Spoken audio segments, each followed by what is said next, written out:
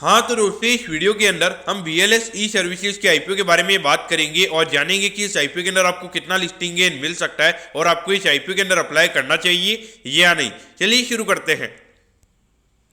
तो देखिए सबसे पहले अगर हम यहाँ पे आईपीओ की डिटेल्स के बारे में अगर हम बात करेंगे तो ये जो आईपीओ ये हमें 30 जनवरी को ये आईपीओ में स्टार्ट होता हुआ नजर आएगा और 1 फरवरी को ये आईपीओ में क्लोज होता हुआ नजर आएगा। अगर हम इश्यू साइज की अगर हम बात करेंगे तो हार्डली 310 करोड़ के लगभग का आईपीओ में यहाँ पे नजर आता है और उसमें अगर हम यहाँ पे फ्रेश इश्यू की अगर हम बात करेंगे तो पूरा आईपीओ में यहाँ पे फ्रेश इश्यू यहाँ पे नजर आता है, यानी कि जो पूरा पैसा है वो यहाँ पे हमें कंपनी के पास में जाता हुआ नजर आएगा और ऑफर फॉर सेल हमें यहाँ पे नील नजर आता है, यानी कि जो कंपनी के प्रमोटर है जो BLS इंटरनेशनल करके जो कंपनी लिस्टेड है तो वो ये कंपनी की पेरेंट कंपनी हमें नजर आती है, तो वो हमें यहाँ पे कोई भी स्टेक अपना बेचते हुए नजर नहीं आ रही है।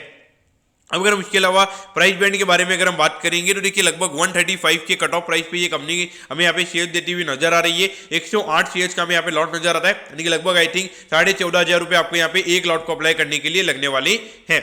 अब अगर हम उसके अलावा अगर हम बात करेंगे तो यहाँ पर शेयर होल्डर कोटा भी हमें यहाँ पे कंपनी का नजर आता है, यानी कि अगर आपके पास में BLS इंटरनेशनल की अगर आपके पास में शेयर है तो आप यहाँ पे डेफिनेटली शेयर होल्डर कोटा में भी अप्लाई कर सकते हो और उसके अलावा रिटेल कोटा के अंदर भी आप यहाँ पे एप्लीकेशन लगा सकते हो। लेकिन जो शेयर होल्डर कोटा में जो एप्लीकेशन लगेगी वो 2 लाख के नीचे की एप्लीकेशन लगेगी और उसके अलावा अगर आपको रिटेल में लगाना है या फिर HNI में लगाना है तो उसके हिसाब से वहाँ पे एप्लीकेशन लगा सकते हो। अब अगर हम यहाँ पे रिटेल कोटा की अगर हम बात करेंगे हार्डली 10% के लगभग का रिटेल कोटा है, तो देखिए यहाँ पे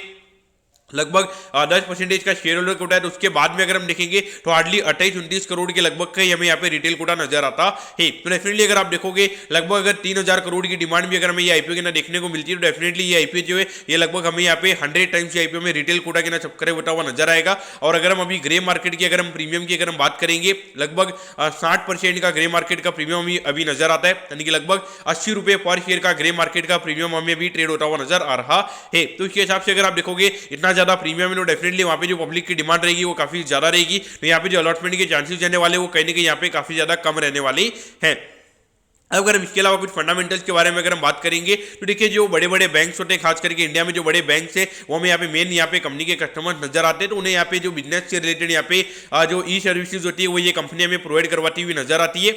और उसके अलावा अगर हम एट दी एंड अगर हम वैल्यूएशन के पैरामीटर्स की अगर हम बात करेंगे तो देखिए लगभग 1200 करोड़ के मार्केट कैप पे ये कंपनी का आईपीओ में आता हुआ नजर आ रहा है और इस साल अगर हम देखेंगे लगभग 30 करोड़ के लगभग का प्रॉफिट ये कंपनी का ऐसा लग रहा है कि लगभग 30 करोड़ के लगभग का प्रॉफिट ये कंपनी हमें करती हुई नजर आएगी। तो इसके हिसाब से अगर हम देखेंगे लगभग 40 के पी मल्टीपल पे ये कंपनी का आईपीओ में आता हुआ नजर आ रहा है।